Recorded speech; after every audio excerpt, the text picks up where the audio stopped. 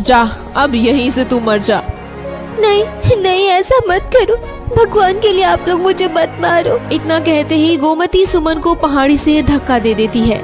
जैसे ही सुमन गिरने वाली होती है, माँ, बाबा, मेरी रक्षा करो। दोपहर का वक्त था। झोपड़ी के अंदर गोमती और विष्णु दोनों परेशान होकर बैठे थे। देखो जी, बहुत हो गया। हम पूरे 16 साल से सुमन की परवरिश कर रहे हैं, लेकिन अभी तक वो हमारी किस्मत में कोई खास चमत्कार नहीं हुआ है। अरे मेरे गुरुजी ने कहा है कि इसकी किस्मत की अच्छाई हमें मिलने वाला है। तुम थोड़ा और इंतजार करो ना, देखो जरूर हमारी किस्मत चमकेगी। नहीं, बस बहुत हो गया। अब मैं इस बोझ को नहीं रखना चाहती। क्या हम पूरी जिंदगी इसी का बोझ उठाते फिरेंगे? हमें इसको अपने रास्ते से हटाना होगा। तुम क्या कह रही हो? हमारे खातिर हमारे गुरु और हमारी गुरु माँ हम दोनों को बचाते बचाते मर गए और उन्होंने अपनी बेटी की जिम्मेदारी हमारे ऊपर दी है। अगर हम उसे घर से निकाल देंगे तो ये कहाँ जाएगी? ऐसा मत करो भाग्यवान। मैंने जो कह दिया सो कह दिया। मैं इसके सिवा एक शब्द नहीं सुनने वाली हूँ। आज ही मैं इसे ले जाकर काली घाटी से धक्का देने वाली हूँ। ये क्या कह रही है? काली घाटी तो बहुत ही ऊंचा है, उससे गिरने पर कोई बचने वाला भी नहीं। ऐसा मत करो। इतने में ही सुमन वहाँ आ जाती है। क्या हुआ माँ, आप लोग किस बात पर बहस कर रहे हो? सुमन, तुम आ गई? मैं तुम्हारा ही इंतजार कर रही थी। चलो, हमारे घर का जलावन खत्म हो गया है। हम काली पहाड़ी से लकड़ी ले आते हैं घर के जलावन के लिए। हाँ माँ, क्यों नहीं, चलो चलते हैं।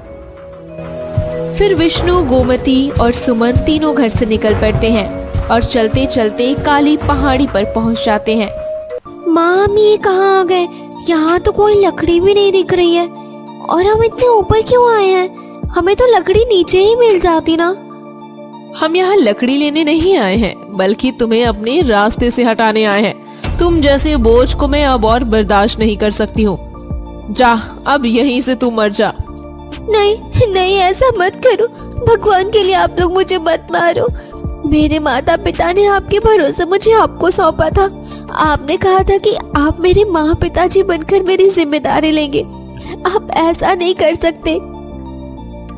उस वक्त मुझे तुम्हारी किस्मत में जो चमत्कार होने वाला था, उसी वजह से मैंने तुम्हें अपनी बेटी के रूप में अपनाया था, लेकिन अब नहीं। इतना कहते ही गोमती सुमन को पहाड़ी से धक्का दे देती है। जैसे ही सुमन गिरने वाली होती है, माँ, बाबा, मेरी रक्षा करो। अचानक सफेद रोशनी फैलती है और सुमन उस रोशनी में लिपटे धीरे धीरे नीचे जाकर बैठ जाती है। वहीं दूसरी तरफ, चलो जी, अब तो ये आफत चली गई। अब ये मुसीबत हमारे गले नहीं पड़ेगी। चलिए घर चलते हैं, अब वो मर गई होगी। अच्छा ठीक है, चलो। अब तुमने उसे मार ही दिया तो अब हम कर ही क्या सकते हैं। दोनों चले जाते हैं। थोड़ी देर बाद सुमन को होश आता है। ये क्या, मैं इतनी पहाड़ी से गिरी फिर भी मैं सही सलामत हूँ। मुझे कुछ हुआ क्यों नहीं? ये कैसा चमत्कार है? मैं बच कैसे गई? और वो लोग जिन्हें मैं माँ पिताजी समझती थी, आज वही मुझे मारने आए थे। अब यहाँ से जाना होगा, शाम होते ही जंगली जानवर आ जाते हैं। इतना कहकर वो उठती है, तभी उसके कपड़ों से सफेद मोती की माला गिरती है। ये माला कैसी है? मैंने पहले कभी नहीं देखी। ये मेरे पास कैसे आ सकती है? अचानक माला से आवाज आती है, तुम मुझे अपने गले में डाल लो, यही तुम्हारे भाग्य में लिखा गया था। 16 साल पहले आज तुम 16 साल की हो गई हो, इसलिए ये उपहार तुम्हें मिल रही है। कौन बोल रही है? सामने आओ, मुझे डर लग रहा है। मैं ये जादुई माला बोल रही हूँ, ये तुम्हारा हक है। तुम इसे पहन लो, तुम्हारी सारी मुसीबतें दूर हो जाएंगी। अगर इससे मेरी मुश्किलें खत्म होगी तो मैं इसे जरूर पहनूंगी। वो माला अपने गले में डाल लेती है। तभी शाम ढलने लगती है।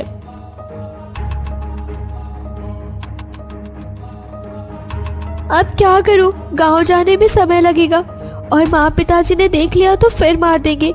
यहीं पेड़ के नीचे सो जाती हूँ, सुबह देखूंगी। वो सो जाती है। वहीं दूसरी तरफ रात में गोमती और विष्णु घर में बैठे होते हैं।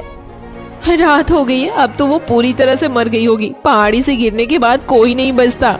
हाँ, काली घाटी बहुत खतरनाक है, वो अभी तक मर गई होगी।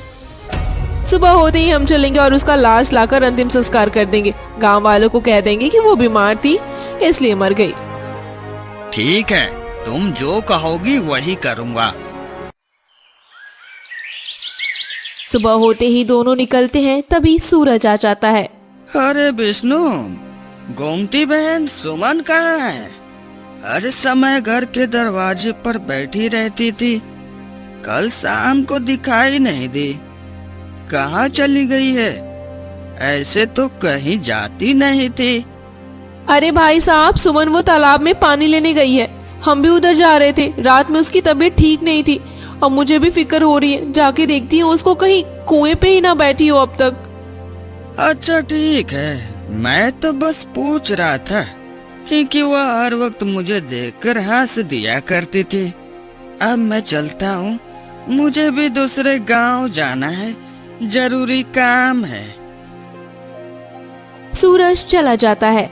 देखा, गांव वालों का मुंह बंद करने के लिए उसकी लाश लाना जरूरी है, नहीं तो सब हम पर उंगली उठाएंगे। हाँ ठीक कहती हो, चलो, नहीं तो पता नहीं गांव वाले हमारे खिलाफ क्या क्या बोलेंगे।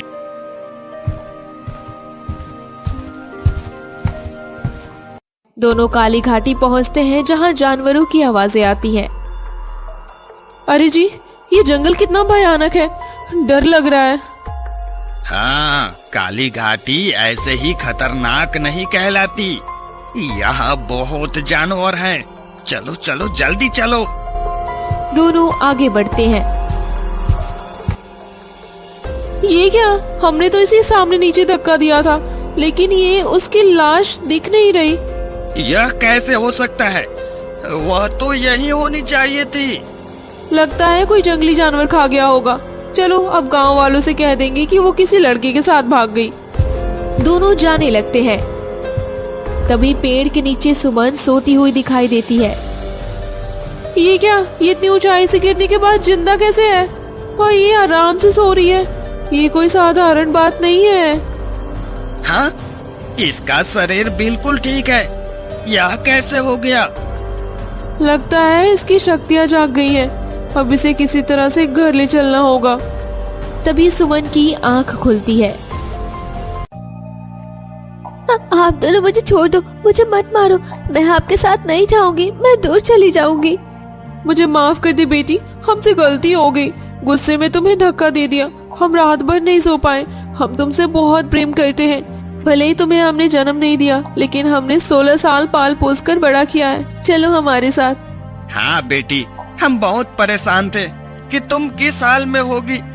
चलो चलो हमारे साथ, अब हम तुम्हें कभी नहीं मारेंगे। नहीं, मुझे आपकी बातों पर भरोसा नहीं है, आप मुझे फिर मार देंगी। भगवान के लिए चल बेटी, वरना मैं खुद को माफ नहीं कर पाऊंगी। चलो बेटी। ठीक है, अगर आप इतना कहते हो तो मैं आपके साथ चलने के लिए तैयार हूँ।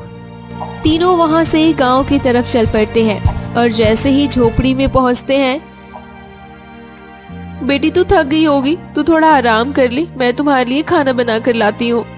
तभी सुमन बिना कुछ कहे बिछावन पर लेट जाती है। आखिर क्या हो गया इनको? ये लोग मेरी इतनी फिक्र क्यों कर रहे हैं? कहीं इनको मेरे इस माला के बारे में पता तो नहीं चल गया? नहीं, मैं किसी भी कीमत पर ये मोती की माला इन लोगों को कभी नहीं दूंगी।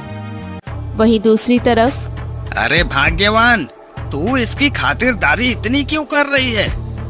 वो पहाड़ी से गिरने के बाद भी बच गई। उसके पास जरूर कोई जादुई शक्ति है।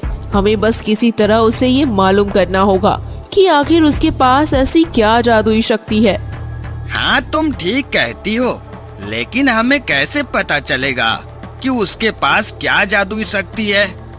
बस 2-3 दिन का वक्त दो, फिर देखो हम उसकी ये शक्ति पता करके ही रहेंगे। तभी आधी रात होती है। गोमती उठकर बैठ जाती है। ये सही मौका है, मुझे जाकर पता करना चाहिए। मैं जानती हूँ कौन बता सकता है इसकी पूरी सच्चाई।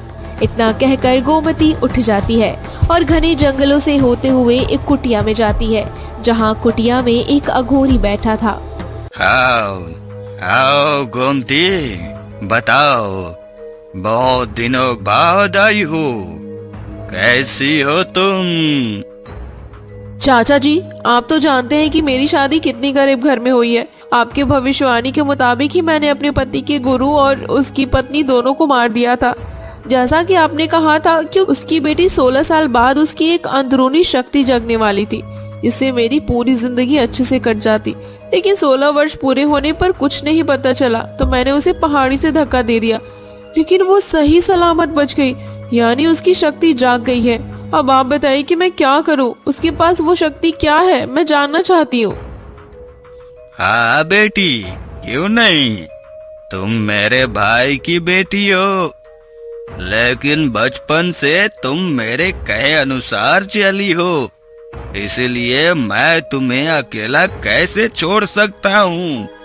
रुको, मैं अभी बताता हूँ कि उसकी शक्ति जगी है या नहीं।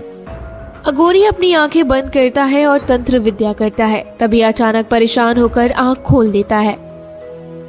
क्या हुआ चाचा, आप इतने परेशान क्यों हो गए? बेटी, वो लड़की कोई साधारण लड़की नहीं है, उसके अंदर एक दिव्य शक्ति है और वो अब जागृत हो गई है। मैं अपनी ये तंत्र विद्या से उसकी शक्ति नहीं पता कर पा रहा हूँ, क्योंकि वो नेक शक्ति है, इसे तुम्हें खुद ही पता करना होगा। लेकिन इतना है कि वह शक्ति उसके पास है और उसे भी उसकी जानकारी हो गई है। वह जानती है, बस तुम्हें बता नहीं रही है। फिर मैं क्या करूं? मैं कैसे उसकी शक्ति का पता करूं? वो शक्ति अपने हवाले करूं? एक रास्ता है, पूर्णिमा की आधी रात को उसकी शक्ति जागृत होगी। उस वक्त तुम जाकर उससे वो शक्ति छीन सकती हो। आपका बहुत बहुत धन्यवाद चाचा जी। अब मैं चलती हूँ, सुबह होने वाली है, सबके जागने से पहले मुझे घर भी पहुँचना होगा। गोमती कपड़ा से मुंह ढककर झोपड़ी वापस लौटती है और बिछावन पर जाकर सो जाती है। तभी विष्णु की नींद खुलती है। अरे भाग्यवान, तू इतनी रात को कहाँ गई थी? और तुम्हारा ये कपड़ा हल्का गीला सा क्यों है? अरे कुछ नहीं, बाहर बारिश आ रही थी इसलिए कपड़े उतारने गई थी, और कुछ नहीं। सो जाओ, वैसे भी तुम्हें सोते वक्त भी घोड़े जैसे दिमाग ही चलाते हो। विष्णु सो जाता है। बाल बाल बच गए। अगर इन्हें पता चल गया होता कि मैं उनके गुरु और गुरु माँ दोनों को मरवाया था तो पता नहीं ये मेरे साथ क्या करते। फिर सुबह होती है। सुमन पानी भरने आने लगती है। अरे बेटी, तू यहाँ क्या कर रही है? ये रहने दे, मैं पहले ही 2 घड़े पानी ले आई हूँ। तू बस आराम कर और खाना खा ले। मैंने तुम्हारे मनपसंद खीर और कचौड़ी भी बनाए हैं। आप ये क्या कह रही हो माँ? आप पहले कहती थी तो मैं आपकी मदद कर देती, आप इतना कुछ क्यों कर रही हैं? बेटी, मैंने जो गलती किया उसकी माफी तो नहीं है, पर मैं कोशिश कर रही हूँ कि तुम्हें दोबारा वो परेशानी ना उठानी पड़े। तुम बस आराम करो। नहीं, जरूर दाल में कुछ काला है। जो कभी मुझे नौकर की तरह काम करवाती थी, आज एक वक्त का खाना ठीक से नहीं देती थी, आज इतनी खातिरदारी कर रही है, यानी जरूर कोई मकसद है, मुझे पता करना होगा। फिर रात होते ही गोमती और विष्णु आपस में बातें कर रहे होते हैं। सुमन चुपके से सुनती है। देखो जी, बहुत हो गया, हमने इतने दिनों से उसकी सेवा की है। तुम जाकर सीधा पूछो उसके पास कैसी शक्ति जगी है जिससे वो पहाड़ी से गिरकर भी बच गई। यह कैसी बातें कर रही हो भाग्यवान? रहने दो, जो भी शक्ति जगी होगी वो उसका खुद का है, इसमें हम क्या कर सकते हैं?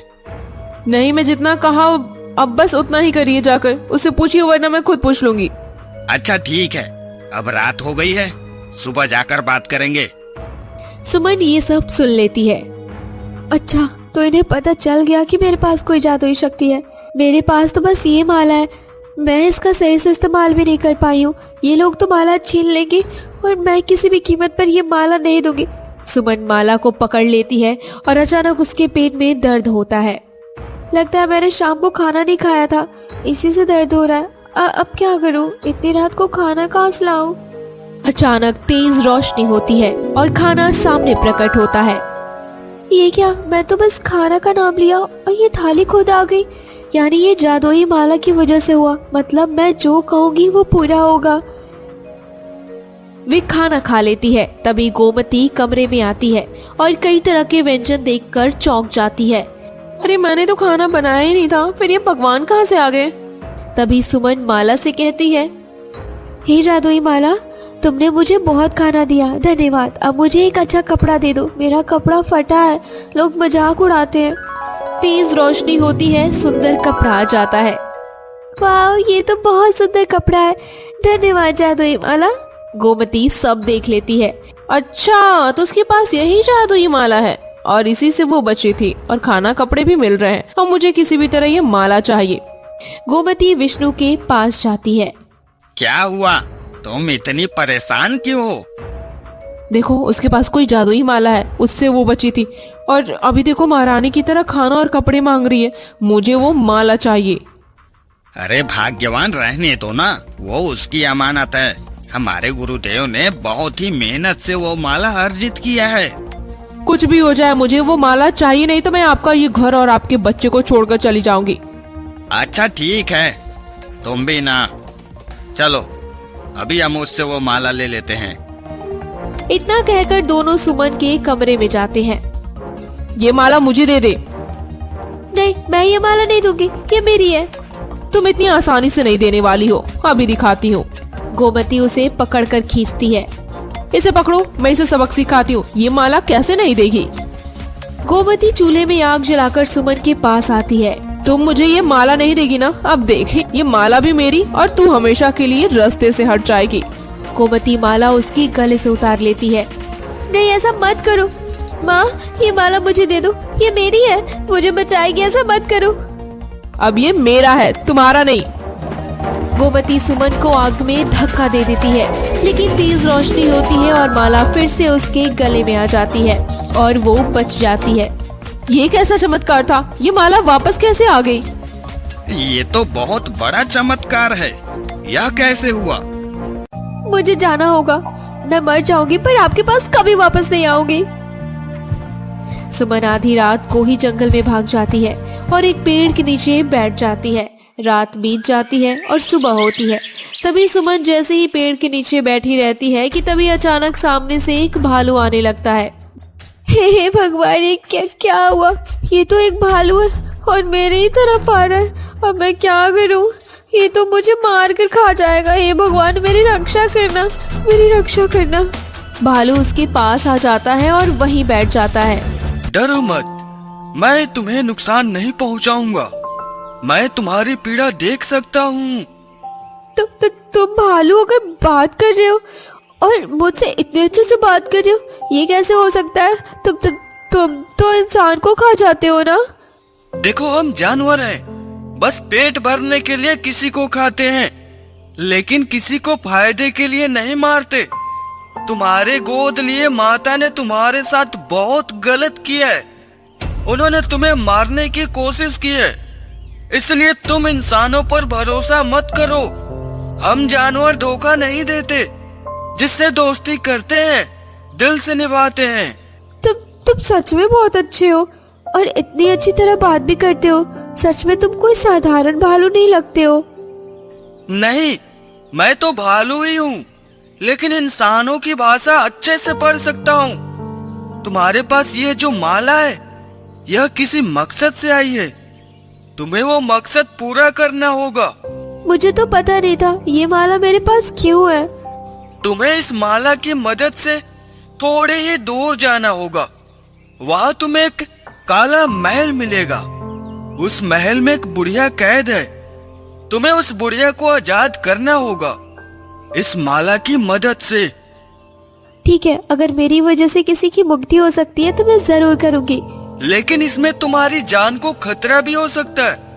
काला महल तक पहुंचने में तुम्हें कई रुकावटें आएंगी, उन्हें पार करना होगा। ठीक है, मैं सब करने को तैयार हूँ। वैसे भी मेरी जिंदगी का कोई मकसद नहीं है और ये वरदान मुझे मिला है तो मैं उस बूढ़ी औरत को जरूर आजाद करूंगी। इतना कहकर सुमन वहाँ से निकल पड़ती है। थोड़ी ही दूर जाती है कि सामने एक राक्षस आ जाता है। तुम यहाँ क्या कर रही हो? चले जाओ यहाँ से, वरना मैं तुम्हें खा जाऊंगा। नहीं नहीं, तुम मुझे नहीं खा सकते हो। मुझे आगे जाना है। मुझे उस काले महल में पहुंचना है और मैं वहां जाकर ही रहूंगी। अगर तुम काला महल में जाना चाहती हो तो उससे पहले तुम्हें मेरे लिए एक हिरन का मांस लाना होगा। पहले मेरा पेट भरेगा, तभी तुम आगे जा पाओगी। नहीं, मैं तुम्हारा पेट भरने के लिए किसी जानवर की हत्या नहीं कर सकती। बताओ, इसके अलावा तुम्हें क्या चाहिए? मैं वो देने को तैयार हूँ। अगर तुम हिरन का मांस नहीं देना चाहती तो ठीक है, मैं कई वर्षों से सोया नहीं हूँ। मुझे सुला दो, फिर मैं तुम्हें आगे जाने दूंगा। मैं इंसान होकर किसी राक्षस को कैसे सुला सकती हूँ?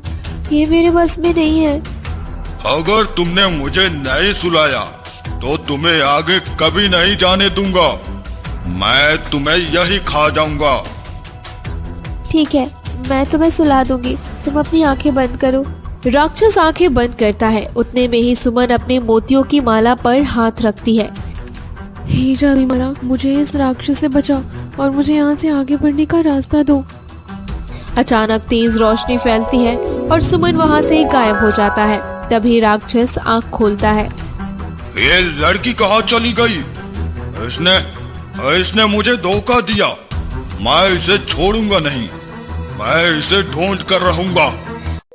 वहीं दूसरी तरफ सुमन की आंख खुलती है तो वो काला महल के दरवाजे पर खड़ी होती है। बाल बाल बच गए। जादुई माला ने मुझे बचा लिया, वरना वो तो आज मुझे खा ही जाता। सुमन जैसे ही काले महल में घुसने लगती है, अचानक एक रहस्यमयी आवाज आती है। रुक जाओ, तुम आगे नहीं जा सकती हो। ये काला महल जादू से बांधा गया है। तुम्हें इस जादू को तोड़ना होगा, तभी तुम अंदर जा पाओगी। नहीं, मुझे अंदर जाना ही है। तुम मुझे रोक नहीं सकते। तुम्हें काला फूल का बीज लाना होगा। उस बीज को महल के द्वार पर रखते ही द्वार खुल जाएगा। पर वो बीज मिलेगा कहाँ? तुम्हारे ही पैरों के नीचे वो बीज उगेगा। इसके लिए तुम्हें अपनी खून की 2 बूंदे धरती पर गिरानी होगी। ठीक है, अगर यही रास्ता है तो मैं यही करूंगी। सुमन एक पत्थर से अपनी हथेली काटती है और 2 बूंद खून जमीन पर गिरती है। तभी अचानक तेज रोशनी होती है और एक काला गुलाब खिल जाता है। सुमन जैसे ही काला गुलाब तोड़ने लगती है, वो अचानक गायब हो जाती है। ये क्या? काला गुलाब गायब कैसे हो गया? तभी काले गुलाब की आवाज आती है। अगर तुम मुझे तोड़ना चाहती हो तो पहले मेरे एक प्रश्न का जवाब दो। सही जवाब दोगी तभी मैं तुम्हें खुद को छूने दूंगा। ठीक है, पूछो, क्या पूछते हो? एक ऐसा चीज जिसकी मृत्यु कभी नहीं होती, धरती से लेकर स्वर्ग लोक तक वह हर समय अमर रहती है। बताओ वह क्या है? इसका उत्तर है परछाई, जिसकी मृत्यु कभी नहीं होती। धरती से लेकर स्वर्ग तक वो हमेशा रहती है। तुमने बिल्कुल सही जवाब दिया है। अब तुम मेरा ये फूल तोड़ सकती हो। तभी सुमन जैसे ही वो काला फूल तोड़ती है, तेज रोशनी फैलती है और वो एक बीज में बदल जाती है। अभी जल्दी से मुझे इस काले महल के गेट पर रखना होगा, तभी ये यंत्र विद्या टूटेगी। सुमन उस बीज को दरवाजे पर रख देती है। तेज रोशनी फैलती है और सुमन महल के अंदर चली जाती है। ये क्या? ये महल तो इतना खंडहर सा लग रहा है और कहीं भी वो बुढ़िया दिखाई नहीं दे रही है। मैं कैसे ढूंढूं? लेकिन मुझे तो उसे ढूंढना ही होगा। सुमन महल के अंदर खोजती है पर उसे कहीं कोई बुढ़िया नहीं मिलती। लगता है भालू ने मुझे बेवकूफ बनाया। तभी अचानक सुमन की नजर एक बूढ़ी औरत पर जाती है जो बर्फ की तरह जमी हुई खड़ी रहती है। ये कैसी बूढ़ी औरत है? ये तो बिल्कुल बर्फ जैसी जमी हुई है, जैसे किसी ने इसे पानी की तरह जमा दिया हो। पर ये कैसे हो सकता है? उतने में भालू वहाँ आ जाता है। यही वो बुढ़िया औरत है जिसे मैंने तुम्हें आजाद करने को कहा था। तुम क्या कह रहे हो? ये तो एक जमी हुई मूर्ति जैसी है, ये जिंदा कैसे हो सकती है? तुम्हारे गले में जो माला है, वो माला तुम इसके गले में डाल दो, फिर यह जीवित हो जाएगी। ठीक है, अगर ऐसा हो सकता है तो मैं ये जरूर करूँगी। सुमन माला निकालकर बूढ़ी औरत के गले में डाल देती है। तभी अचानक काला महल एक सुनहरे महल में बदल जाता है। भालू एक राजकुमार में बदल जाता है और बूढ़ी औरत एक सुंदर स्त्री में बदल जाती है। ये सब क्या हो रहा है? ये महल तो काला था, अब इतना सुंदर कैसे हो गया? आप तो एक बूढ़ी औरत थी, आप इतनी जवान कैसे हो गई? और तुम तो भालू थे, अब राजकुमार। ये सब क्या हो रहा है? मैं यहाँ पूरे 200 वर्षों से कैद थी और ये भालू कोई और नहीं, मेरा बेटा है। एक राक्षस ने हमें अपने जादू में बांध दिया था और मेरे बेटे को भालू के रूप में कैद कर दिया था। पर वो ऐसा क्यों करेगा? क्योंकि वो मुझसे शादी करना चाहता था और मेरे राज्य पर कब्जा करना चाहता था। मेरे महाराज इस दुनिया में नहीं थे, वो इसका फायदा उठाना चाहता था और जब मैंने मना किया तो उसने पूरे राज्य को काला महल बना दिया। हाँ, और मैं अपनी माँ को किसी भी कीमत पर आजाद करना चाहता था। मैं एक साधु महाराज के पास भी गया था, उन्होंने ये तुम्हारा नाम बताया था। मैं कई वर्षों से तुम्हारा इंतजार कर रहा था। आज तुम्हारी वजह से मैं और मेरी माँ दोनों मुक्त हुए। तभी राक्षस वहां आ जाता है। तुम्हारी हिम्मत कैसे हुई? तुमने मुझे धोखा देकर इन दोनों को आजाद कर दिया। यह श्राप मैंने दिया था, अब तुम्हें इसकी भारी कीमत चुकानी पड़ेगी। अभी मैं तुम्हें बताता हूँ। राक्षस सुमन पर हमला करने ही वाला था कि सुमन वहां से भाग जाती है और राजकुमार तलवार उठाकर राक्षस पर वार करता है। मुझे कोई नहीं मार सकता। राक्षस राजकुमार को जोर से धक्का देकर दूर फेंक देता है। मुझे पता है मेरा बेटा तुम्हारा कुछ नहीं बिगाड़ सकता, लेकिन मेरे गले में जो ये मोती का माला है ये तुम्हें जिंदा नहीं छोड़ेगा। रानी वो मोती की माला राक्षस पर फेंक देती है, जिससे राक्षस के शरीर में जलन होती है और आग लग जाती है। ये कैसे हो सकता है? मैं मर नहीं सकता हूँ। तभी तेज रोशनी फैलती है और राक्षस वही जलकर भस्म हो जाता है। राक्षस मर गया, मुझे विश्वास नहीं हो रहा है। बेटी, आज तुम्हारी वजह से हम इतने वर्षों के श्राप से मुक्त हुए। मेरा बेटा भी ठीक हो गया। बताओ तुम्हें क्या चाहिए? मुझे कुछ नहीं चाहिए महारानी। मेरे माता पिता बचपन में ही छोड़ गए और जिन्होंने पाला वो सिर्फ इस माला के लालच में थे। इस दुनिया में मेरा कोई नहीं है। मैं आपको एक और बात बताना चाहता हूँ सुमन। तुम्हारे माता पिता की हत्या नहीं हुई थी, बल्कि एक अघोरी की मदद से तुम्हारे माता पिता को मारा गया था। ये आप क्या कह रहे हैं राजकुमार? भला मेरे माता पिता एक साधु और साध्वी थे, भला उनकी क्या दुश्मनी किसी से हो सकती है? उन्हें मारने वाला कोई और नहीं, बल्कि जिन्होंने तुम्हें गोद लिया था, गोमती और विष्णु, उसी ने मारा है। विष्णु को इस बारे में कोई जानकारी नहीं है और गोमती ने अपने चाचा अघोरी से मिलकर तुम्हारे माता पिता को मारा है। नहीं, ऐसा नहीं हो सकता। वो लोग मेरे माता पिता को कैसे मार सकते हैं? तुम्हारी इस मोती की माला की भविष्यवाणी तुम्हारे पिताजी को उनके गुरुदेव ने बताई थी, क्योंकि मुझे अपनी माँ को आजाद करना था, इसलिए मैं जन्म से ही तुम्हारे आगे पीछे घूमता रहा था। तुम्हारी सारी जानकारी मेरे पास थी, लेकिन मैं कुछ नहीं कर सकता था, क्योंकि मैं एक मामूली सा भालू था और गोमती ने अपने अघोरी चाचा से मिलकर तुम्हारे पिताजी और माँ दोनों को मारा और फिर तुम्हें अपने साथ लेकर चली गई, गांव वालों को धोखा देकर। चिंता मत करो बेटी, मैं उसकी किए की सजा उसे जरूर दूंगी। सैनिकों, जाओ और दोनों को यहाँ लेकर आओ। उन दोनों ने जो किया उसकी सजा उन्हें जरूर मिलेगी। फिर सैनिक आते हैं और कुछ देर बाद गोमती और विष्णु को लेकर आते हैं। हमें क्यों लाया गया यहाँ? हमें छोड़ दो, हमें जाने दो। तुम्हारी हिम्मत कैसे हुई? तुमने एक साधु और उसकी पत्नी साध्वी को जान से मारा है। क्या कह रही हैं आप? नहीं, हमने किसी को नहीं मारा। तभी सुमन सामने आकर खड़ी हो जाती है। आप दोनों ही मेरे असली माता पिता के कातिल हैं। अगर तुम चाहो तो मैं अभी तुम्हें उस अघोरी से भी मिलवा सकता हूँ, इसलिए तुम्हें अपने मुंह से बताना ही बेहतर होगा।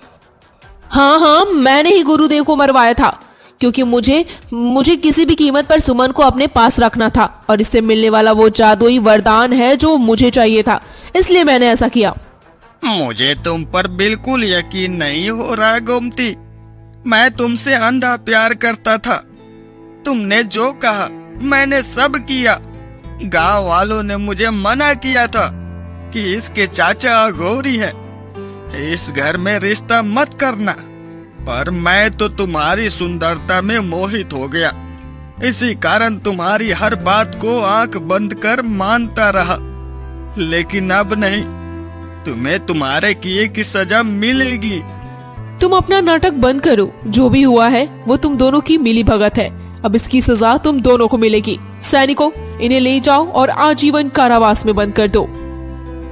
सैनिक आते हैं और दोनों को ले जाकर कारागार में बंद कर देते हैं। सुमन वहीं बैठकर फूट फूट कर रोने लगती है। चुप हो जाओ बेटी, कुछ नहीं होगा, तुम चिंता मत करो। अब मैं तुम्हें ऐसे अनाथ नहीं रहने दूंगी। तुम्हारी और राजकुमार की मैं शादी करवाऊंगी और तुम्हें अपनी बेटी बनाकर इस महल में रखूंगी। मुझे भी ये मंजूर है माँ, और मुझे इससे कोई आपत्ति नहीं है। ठीक है, हम कुछ ही दिनों में तुम्हारी शादी धूमधाम से करेंगे।